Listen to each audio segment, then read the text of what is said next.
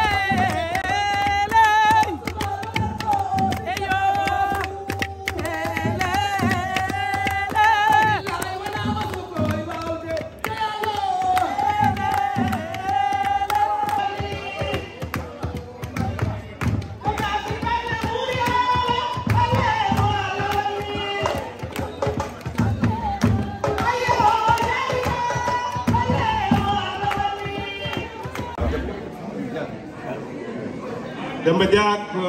au coordinateur même ñi fi nekk ñëpp ñoo bokk benn yéene ñun ñi fi nekk ñoo bokk benn yéene suñu bit mooy Macky Sall na jàll parce que Macky Sall dañu am moom la ñu tiitaroo donc amul benn conflit bu amoon fii ci biir France en dehors de Normandie mais yàlla def na ni ñun ñëpp ànd nañu nekk benn. Ce bastion-là, c'est le bastion du président de la République Macky Sall. Ça tout le monde sait. On l'a dit, répété, et Inch'Allah, au 31 juillet, nous allons gagner ici en Normandie. Inch'Allah, nous allons gagner. On a toujours gagné, on va gagner aussi cette année, cette fois-ci. Soit le début. Madame la députée honorable. Yo Allah dangan ko ni seeda e den biya bismillahir rahmanir rahim en kuddorima bismillahir rahmanir rahim yo Allah rokku en timminede alhamdulillahi rabbil alamin enen calmina dendagal responsable du parti tawaɓe ɗo nde tawno ɗen yimi tan juuma sinon ko saga ono fo yimɓe.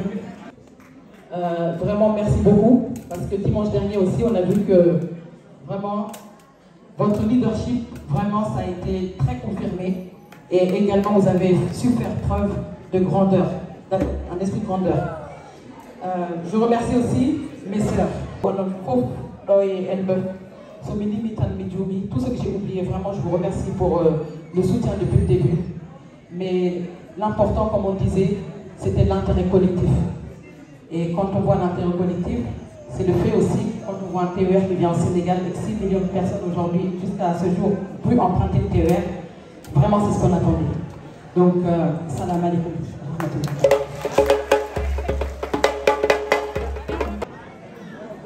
Bandiraɓe holko jiɗɗen makkitana majorité à l'Assemblée ko woni likkade koji ko ha timma so tawi on kalfini gaz on kalfini pétrole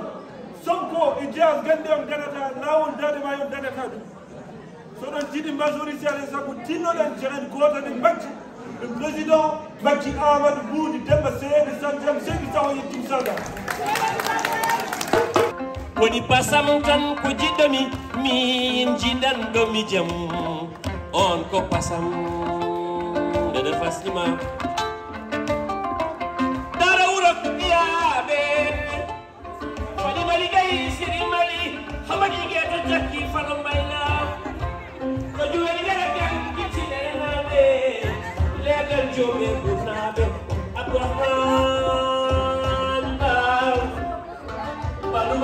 puji jaadu mata jaadu ay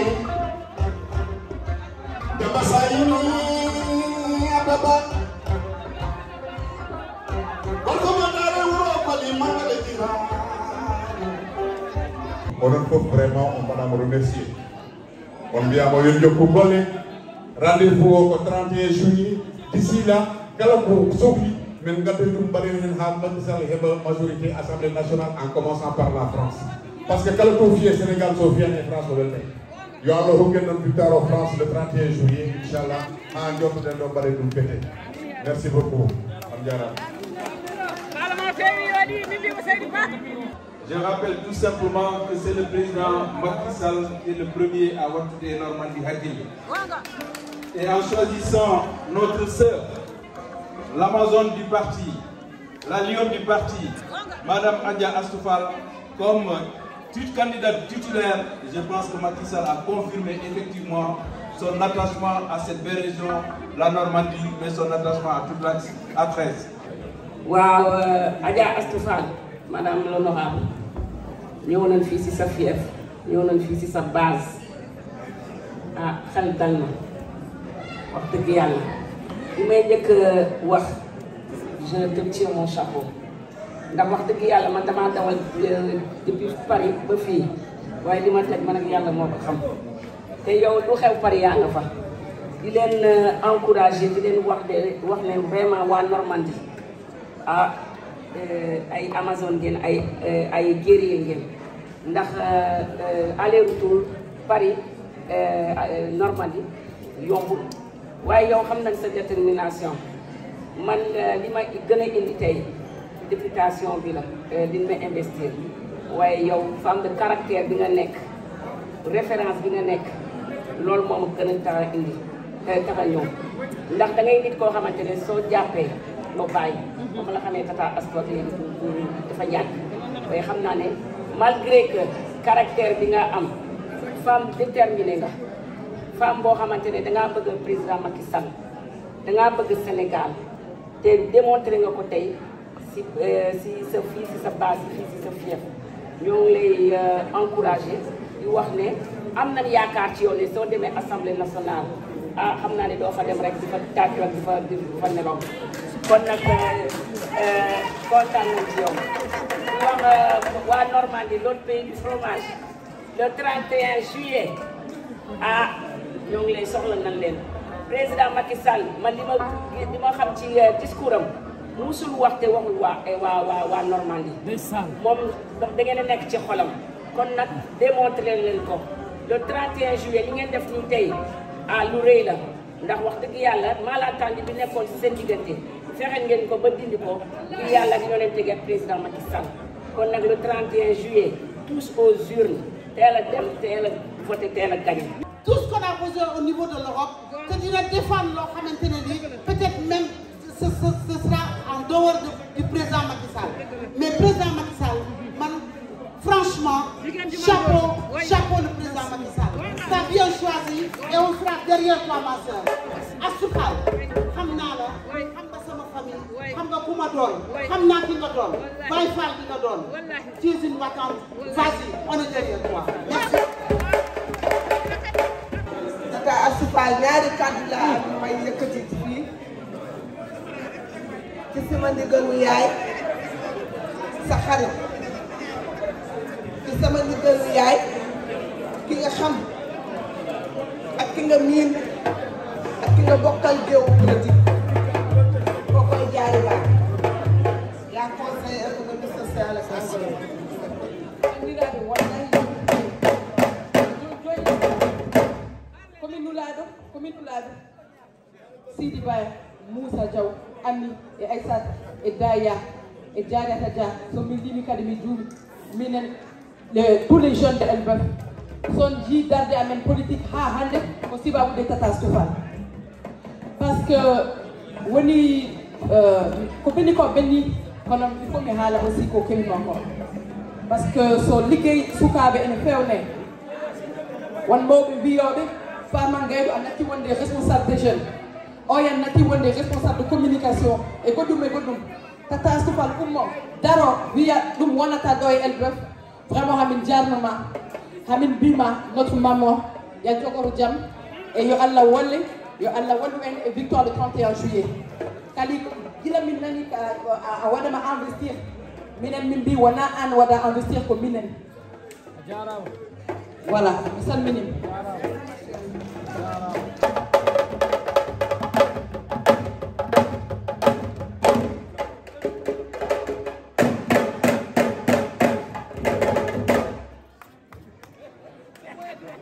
léegi tas xam nga waa léegi nag mbooloo mi xam ngeen présenté nañ ko sànq waaye dafa am benn tur bu des da ngeen xamul njiitu réew mi xam ngeen nu mu ko tuddee coow li dama bëgg ngeen def maras tuuti coow li benn bu saw rek coow li ko leen àndal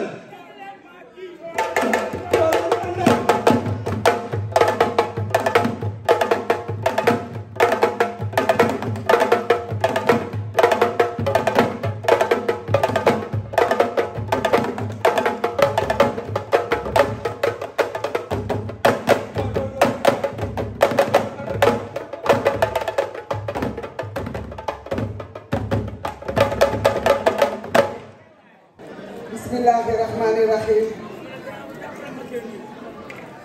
Alhamdulillahi rabbil alamin. Alhamdulillahi rabbil alamin. Ginnaaw bi ñu sante Yàlla julliwaat ci Rasulillahi sallallahu alayhi wa sallam. waa saal bi góor ak jigéen mag ak ndaw maa ngi leen di nuyu bu baax a baax di leen sant di leen gërëm di leen ñaanal yàlla di leen wax ngeen baal ma àq baal naa leen àq parce que lii tamit bokk na ci ay àq toogaay dafa metti ngeen baal ma àq bu baax a baax baal naa leen àq ma kontaan nag ñëw gis sama mbokk yi nga xam ne ñoo bokkandoo woon fii bi ñu nekkee ay xale ba léegi moo tax ñun dañoo war a booloo te looloo gën a tuuti ñu bokk ndey bokk baay man journée tey bi jaral na ma lu ne journée bi jaral na ma lu ne parce que comme ni ko sama doom jaaja sa waxee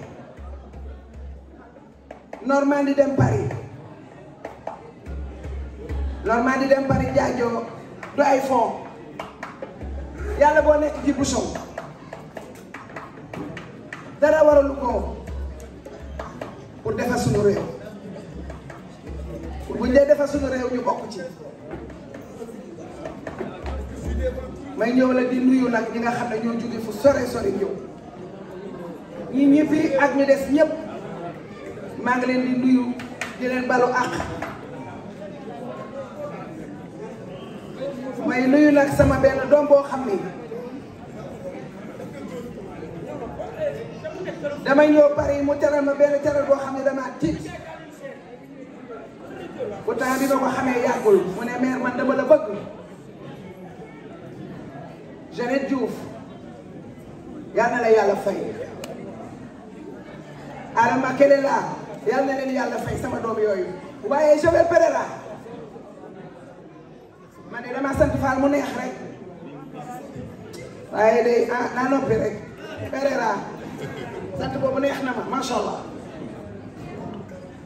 maa ngi leen di nuyu bu baax a baax ñoom Yoyo Kaba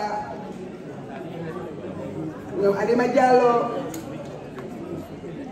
ñoom Fama Lobat bu Pikine maa ngi leen di nuyu bu baax a baax nuyu suma rakk suma xarit kooku mooy Seydou Diaw macha allah kontaan naa si yow kontaan ci yéen bu baax a baax di nuyu nag sama turandoo kooku mooy Assou Faye Assou Faye dafa demoon ci Sonko dañ ko jor noonu jàpp ko xëcc ko yóbbu ko ci Sonko may yeewu ma ne ko doo nekk ci Sonko ndax man Sonko li ma séq ak moom mooy rek bu ma lekkee ba pare rek ma dem wuti ji ay bant yoo xam ne dafa tudd Sonko ma di ko sekkali toog voilà ma xëcc ko ne ko da ngay ñëw li nga liggéey ci APR man dinaa nekk aaw ba pare dem di nekkaat ñeenteel foofu boo fa nekkee da nga ran ba dee ak alxuraan ma xëcc ko daal daf moom mu ñëw nañu dem seeti nit ñi nga xam ne dañoo dem ñu tiir leen ñu ñëw loolu mooy wax bi ma am sama benn nijaay bu ma ne xam naa ni Normandie sori na mais Astou damay ñëw ñaan comme sama yaay ñaan la sant jërëjëf lii ñoom Badou Sow lii ñoom Baba Dem di sant ñoom Cheikh Ay di leen nuyu yéen ñëpp di nuyu sama turandoo Yaya maa ngi lay nuyu bu baax waaye dafa am lu ma gën a kontaan dafa am lu ma gën a kontaan parce que dafa am lu ñu bokk ci Normandie lu ñu bokk ci Normandie dañ ko war a seet ba mu jëm ci président Macky Sall du ay intérêt personnel parce que dafa am ku fi nekk lu xamante lu yàgg mu nekk suma xarit mu neex ma lool ma neex ko yéen a ma yaay mu réew mi maa ngi lay nuyu ma chérie yoo xamante ne bu baax di nuyu waa Afro bu baax a baax lii nga def maa kontaan soo waree ne président nga bëgg nii ngay def waaye yow bëgg naa président ay koppar rek yow doxoo ci loolu dañ leen teg koppar ñu liggéey neex na gaa ndax ku ko amul sa oto du tàkk waaye nag ñu am ci ngor tuuti di nuyu sama càmmiñ ñu toog fii yëpp ku lim da ngay juum di nuyu sama doom yi ñoom Ami Ngay doo ñoom Aïssata ñoom sama doom yooyu nga xam ne ñu ngi sama ginnaaw bu dee bëccëg macha allah waaye nag mention spéciale français boobu rek moo ma tëj ñu koy waxee mention spéciale mënu ma ko prononcé Abdaba maa ngi lay nuyu sama frère Gaynde maa ngi lay nuyu Amal Lam ñoom fi lañ nekk ñu dem ba 3 heures du matin merci yal na leen yàlla fay Amal Lam yal na la yàlla fay mais sunu coordinateur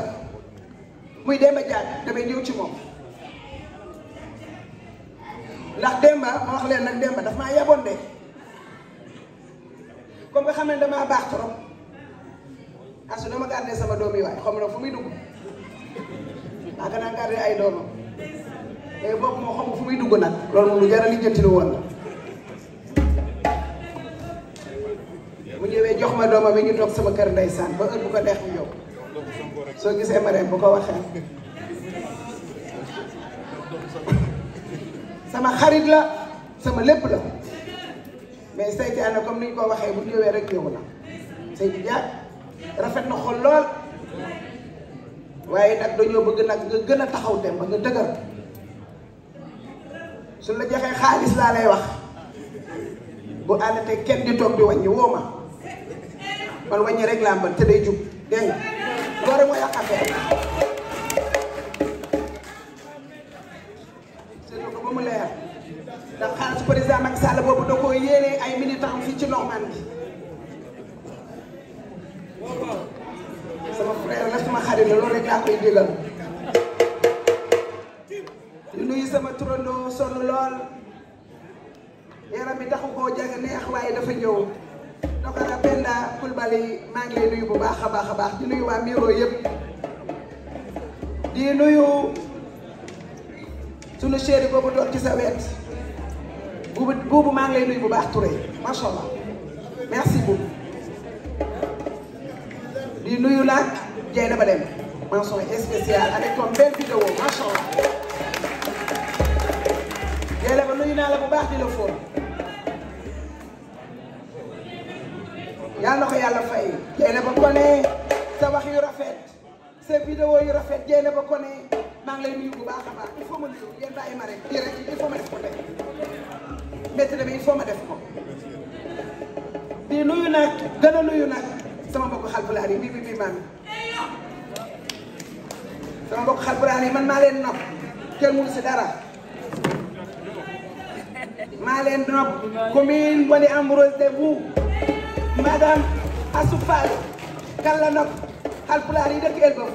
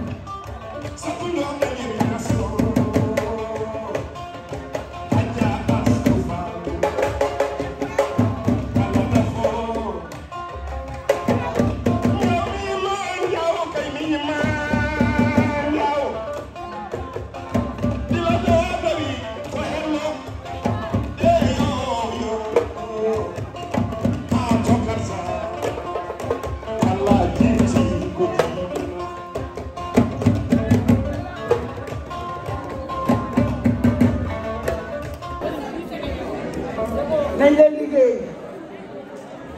ñu gën a booloo man fii laay tiitaroo fii laa màggee fii laa defee sama lépp moo tax dama naan fii ku teggee ne sa kër sax dama fay dugg ku teggee ne sa kër sax normal dama fay dem fanaan ndax dama leen a miin dama leen a xam macha allah ay sa rajo bi may dugg France dégguma tudd dégguma Haalpulaar ku wax moo ma ne di wax may saa yi dina ma déggee bu ñuy ñëw seen garab yi ma nax leen di leen déglu ba dégg seen làkk macha allah làkk bi neex ma nox la ma neex parce que mën naa ko soxla maa ko bëgg daf may njëriñ xel yar bi nag nekk Haalpulaar ak alxuraan dama leen a bëgg jaay je t'aime jaay beaucoup même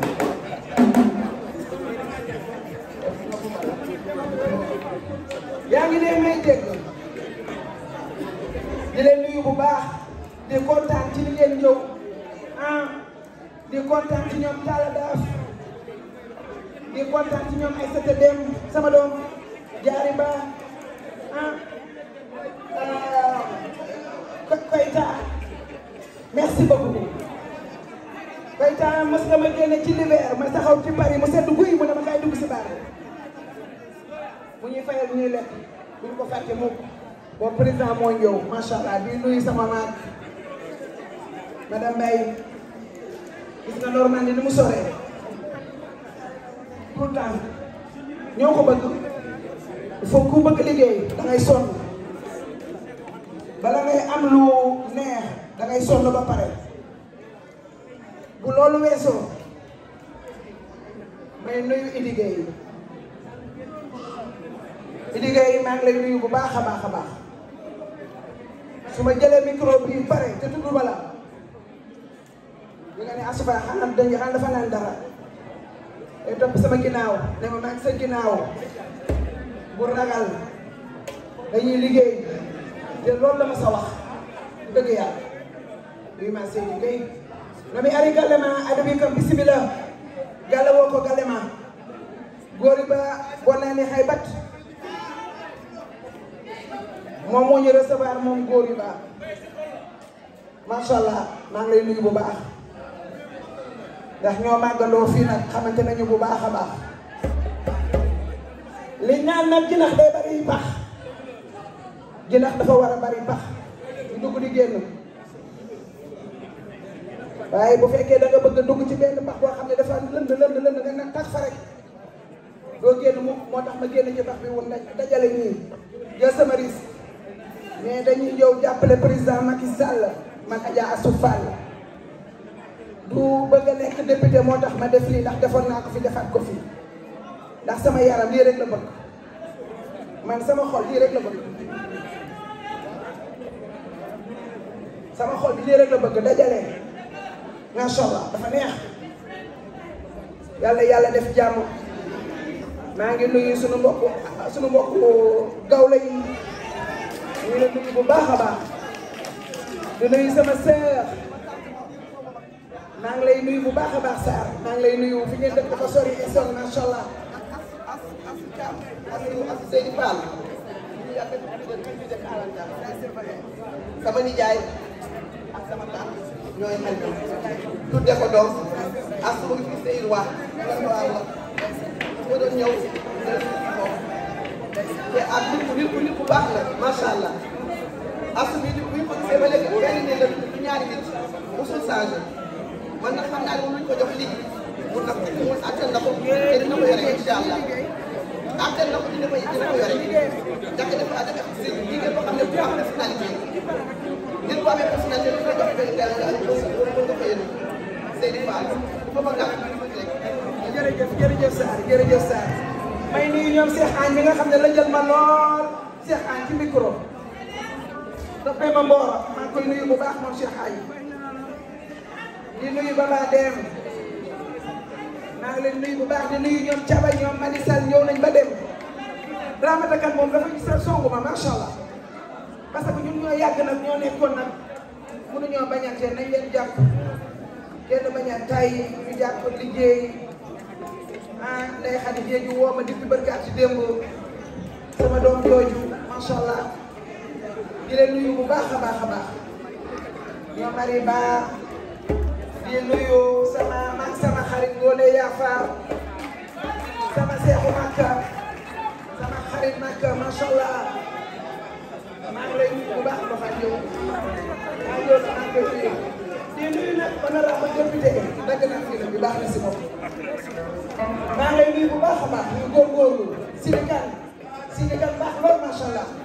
Sidi maa ngi lay nuyu bu baax a baax yal na la yàlla jàppale yàlla la yàlla dëgëral ba li ñuy wut am ko ci barke alxuraan rendez-vous nag Miro samedi dañuy ubbi campagne ci biir bàyyiwuñu kenn góor ak jigéen man xam naa ni daal daf may jox bis boo gisee liggéey damay jox bis ah jéem a def daal daf may jox bis waaw waaw nuyu nag ñu nekk ci waañ bi sonn lool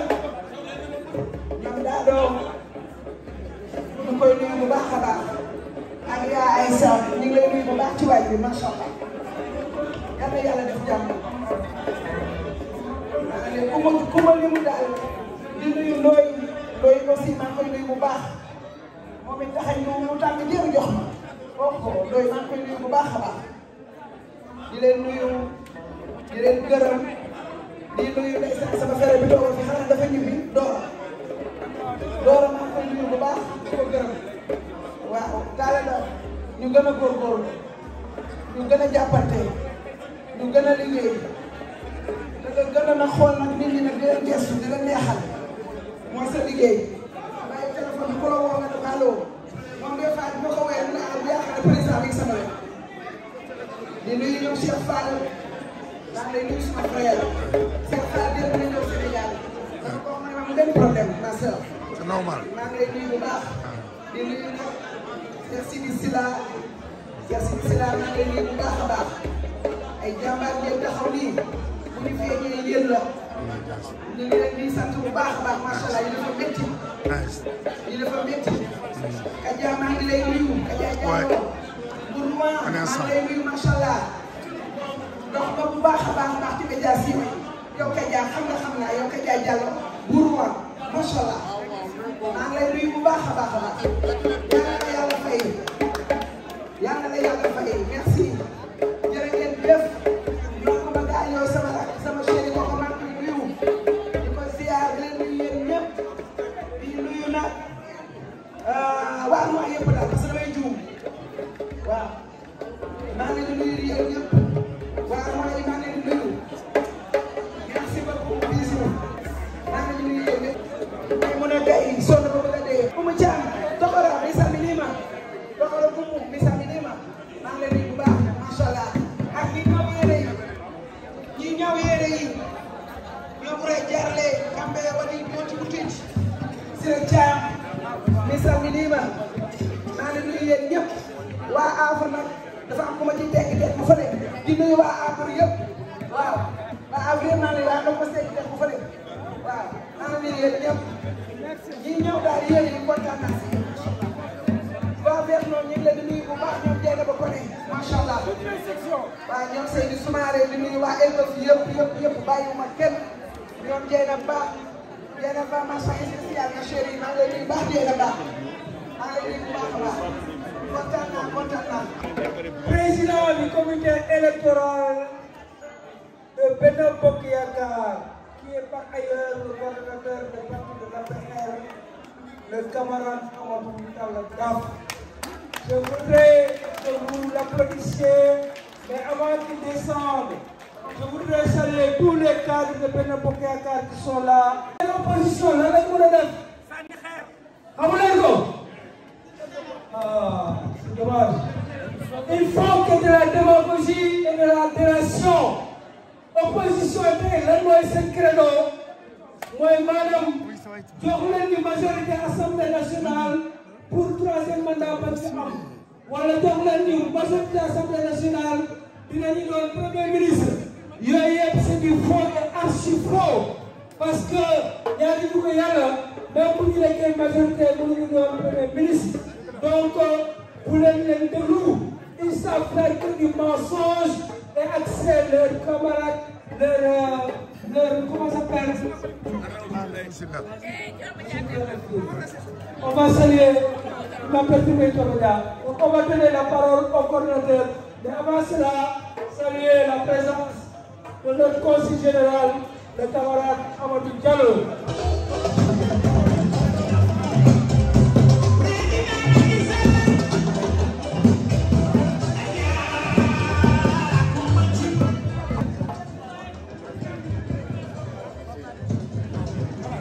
Bismillahirrahmanirrahim. Chers camarades de Normandie, chers camarades d'Elbeuf, camarades responsables membres de la grande coalition Benno Bokk Yakaar, je salue chacune et chacun d'entre vous en son nom. Bandiraɓe Normandie naaɓe, bandiraɓe Elbeuf naaɓe,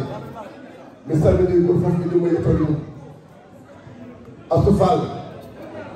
merci. Merci d'avoir organisé cette rencontre. Merci à tous nos responsables qui sont ici. Je ne vais pas les citer, mais je factorise la salutation.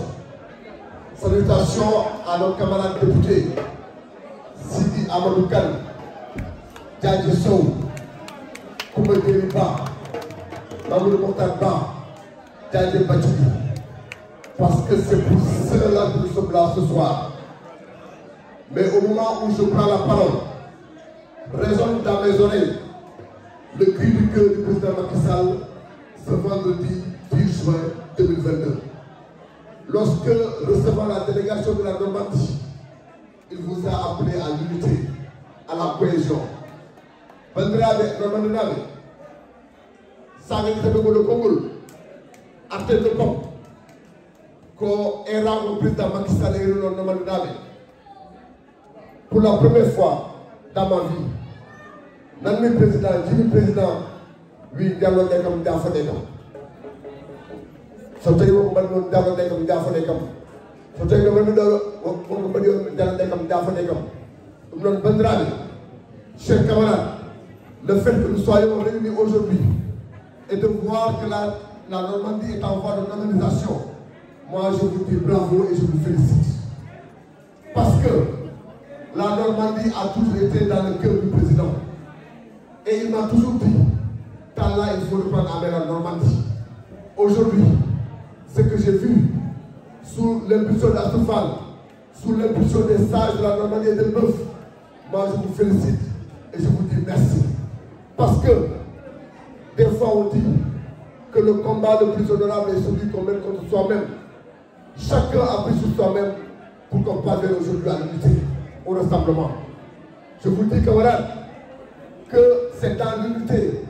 c'est dans la cohésion, c'est dans le franc-parler, c'est dans les discussions qu'on parviendra à trouver un chemin. Et lorsqu'on réunit ces conditions,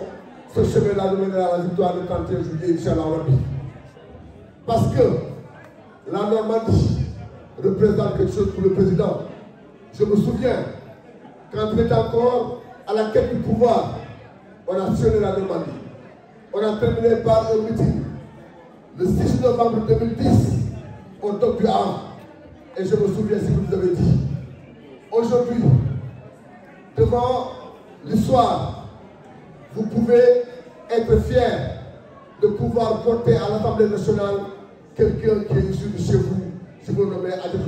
Adjaratou Adja Astoufal. Ça m'a fiancé. C'est en tant que institutionnel. Camarades, je vous dis que c'est dans l'unité. Nous nous devons dire parce que Tendal, Ouri Tieral, Tental, Ouri Tieral, Kaural, Ouri Tieral, Hande, on collie le fof, pour intérêt le président Baksadjer, l'intérêt de Djaren. Nous devons bien Diaram, Allah Diaram, Diaram, petit frère. Il faut toujours qu'on mette en avant nos députés. Sur bien oui, les candidats de l'opposition, ils ont choisi qui? Les intellectuels. Nous, le président, sachant l'importance de la diaspora, a voulu mettre l'accent sur des gens qui vous représentent, des gens qui vous ressemblent. Astoufal, une commerçante. Syndicat, un cuisinier. Kajeso, une infirmière. Comme Keriba, une femme au ménage. Une femme au foyer plutôt. Une femme de foyer. Donc pour vous dire que nous représentons la sociologie de l'immigration sénégalaise en France. Le président a voulu porter son choix sur vous. Vous le méritez. Chacune et chacun d'entre vous a œuvré pour ce parti et pour la coalition. Astoufal, depuis que le parti a été créé, elle s'est toujours démenée. Quittant Elbeuf, rentrant tard le soir, embêtant ses enfants de venir la chercher à Mantes-la-Jolie quand elle a son train. Syndicat, depuis qu'il est dans le parti, il n'a jamais rien demandé. C'est normal aujourd'hui qu'on lui récompense ça. Djadjeso, c'est une fille née ici, une binationale, née en France, qui a grandi en France, qui ressemble à vos enfants, ceux que vous avez enfantés. Djadje, c'est votre fille. Koumba Keriba, elle fait partie de celles qui ont enfanté la paix. Parce que lorsque le président était en quête du pouvoir, Koumba s'est démené partout en France pour accompagner le président. Donc, chers camarades, voilà les députés, Inch'Allah, Rabbi et le suppléant qui vont nous représenter à l'Assemblée nationale pour la 14e législature. Mais avant de parler de la 14e législature, parlons d'abord du président. Parce que l'Union, président Molignon, on est là pour le président. Ne cherchez pas Taladaf. Avant Taladaf, il y avait deux coordinateurs. Demain, je vais partir, il y aura quelqu'un d'autre. Aujourd'hui, celles et ceux qui sont devant nous remplace des gens, demain ils seront remplacés par d'autres. Et ainsi va la vie. Mais chaque fois que le président fait un choix, il faut que nous le soutenions, que nous disions que le président l'a fait dans notre propre intérêt et dans l'intérêt du Sénégal. Parce qu'il a besoin d'une majorité qualifiée, d'une majorité importante à l'Assemblée nationale pour continuer à transformer le Sénégal et pour mener le Sénégal vers l'émergence. Il ne faut pas que le 31 juillet, qu'on nous dise que le président a une majorité sans la France. Moi, je ne veux pas d'une majorité sans la France. Je veux une majorité avec la France parce qu'on sait où le président met la France, on sait l'importance de la France, que le président, on sait l'importance que le président accorde à la France. Donc il est normal que le 31 juillet, que nous donnions une majorité au président avec les 3 députés de la circonscription. C'est pour cela, je vous appelle, chers camarades, au moment où nous sommes, nous avons des cartes qu'on doit aller retirer. Il y a des inscriptions qui ont été faites au mois de mars. Les cartes sont arrivées au Havre, à Mantes-la-Jolie, à Paris, à Marseille, à Bordeaux, à Lyon. Allons chercher nos cartes pour aller voter le 31 juillet. Parce que si on dit qu'on aime le président et qu'on ne part pas voter, ça n'a pas d'importance. Notre arme, la seule arme que nous avons, c'est la carte d'électeur. Et quand on l'a, le jour du vote, on se déplace pour aller voter. Voilà, chers camarades, c'est quelques mots que je voulais vous dire. En remercier encore une fois Assoufal d'avoir organisé cet événement. Remercier tous les gens de poste. Je ne peux pas les citer, mais je vais citer le doyen Bigui. Je ne sais pas où il est. Elle est derrière. Et ainsi que tous les dignitaires de gauche. Je salue les femmes. Vous les femmes,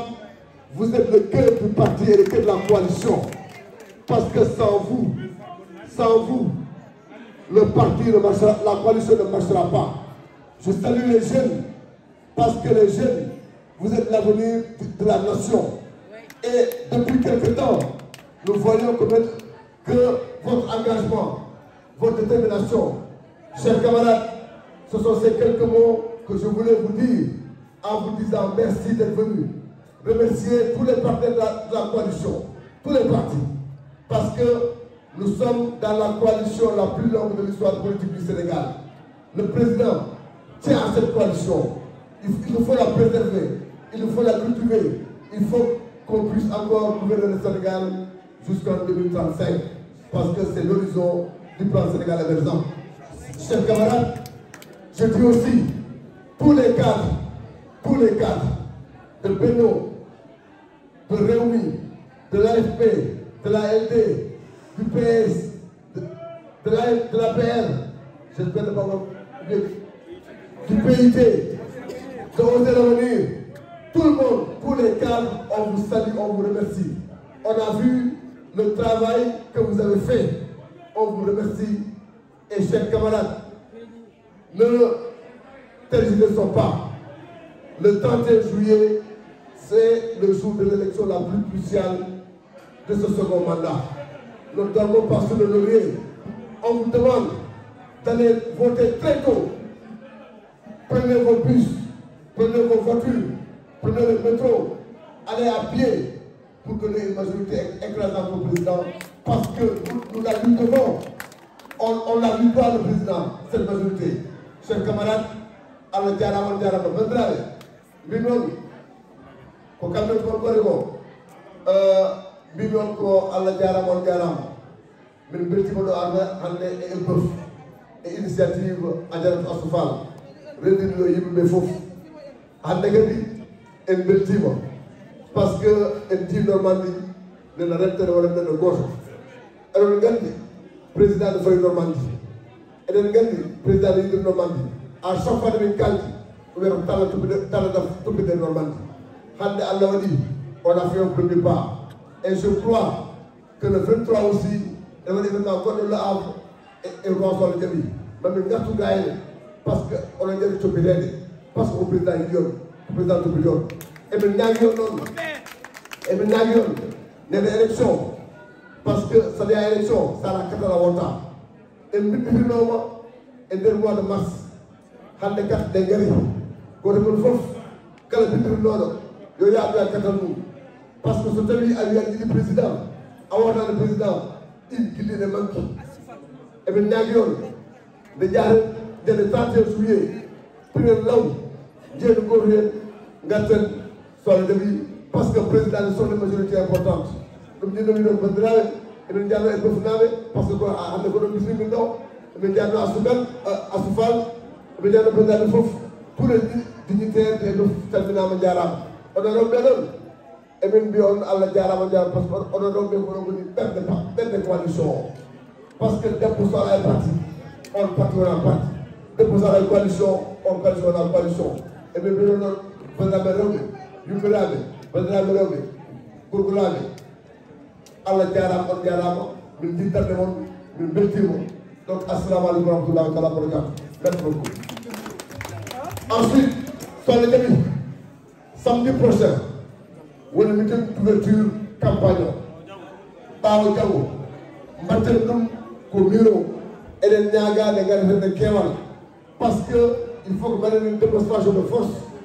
pour hollude opposition ene woni hol ɓen donc oɗon ñaaga nde garaton e keewal mboɗo salmina consul général men o ari ɗo Amadou Diallo a salminama so mi salminimo mi salmina vice consul o mi salmina madame Diariba mi salmina monsieur Badou Sow chef de l'agence de la Jolie Allah jarama on jarama bandiraɓe mi salmina ɗon kadi les maîtres d'œuvre Cheikh merci merci de ta participation Baba Dem merci merci de ton implication de vos implications à tous les deux saluer tous nos camarades Abdourahmane Ba Fatimata Gaïdé Idi Gueye Demba Diagne et tous les autres merci Dieynaba Ndiaye de Rewmi merci ma sœur et tous les autres Allah jarama on jarama rendez-vous au bureau après demain soir inchallah et ensuite pour aller vers le chemin vers la victoire le 31 juillet s'il plaît à Dieu merci beaucoup.